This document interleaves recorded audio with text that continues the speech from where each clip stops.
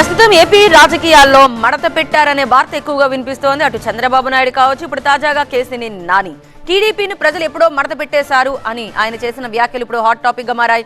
ఎన్నికల తర్వాత చంద్రబాబు, లోకేష్ కుర్చీ మడత పెట్టుకుని తెలంగాణ వెళ్లిపోతారని చెప్తున్నారు. టీడీపీకి తెలంగాణలో 0, రాజ్యసభలో 0 అంటున్నారు. రేపు ఏపీ ఎన్నికల్లో కూడా వచ్చేది 0నే అంటున్నారు కేసినేని నాని. పూర్తిగా పార్టీని మడత పెట్టేశారు బాబు గుడి. ఎవరిని?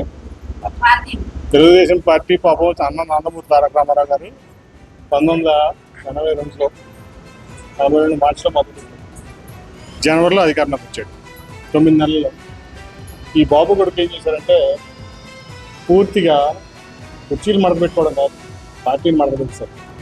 ఏ రోజైనా మీరు సంతానలేమి సమస్యతో బాధపడుతున్నారా? చింతించకండి. సుమారు 90,000 జంటలకు ఆనందం నింపింది ఓఎస్ఎస్ ఫర్టిలిటీ. ఈ రోజే 7825893600 కి కాల్ చేయండి. సంతానోత్పత్తి చికిత్సపై భారీ డిస్కౌంట్లు పొందండి. గుడ్ న్యూస్ చెప్పండి. తెలుగుదేశం పార్టీ రాజ్యసభలో లేకపోతుందని ఊహించరా? మీడియా ఊహించరా? ఊహించలేదు కదా. ఇవాళ ఖాళీ అయిపోయిందా? రాజ్యసభలో టీడీపీ 0, అవునా? తెలంగాణలో 0, కనీసం పోటీ కూడా చేయలేకపోయావు. అంతకుముందు బీజేపీతో కలిసి పోటీ చేసావు 14లో, తర్వాత కాంగ్రెస్తో కలిసి పోటీ చేసావు 18లో. ఇప్పుడు టీడీపీకి తెలంగాణలో 0, రాజ్యసభలో 0, నెక్స్ట్ ఆంధ్రలో 0. నువ్వు నీ కడుపు మడత పెట్టుకుని నీ రాష్ట్రం తెలంగాణ వెళ్ళిపోతావు.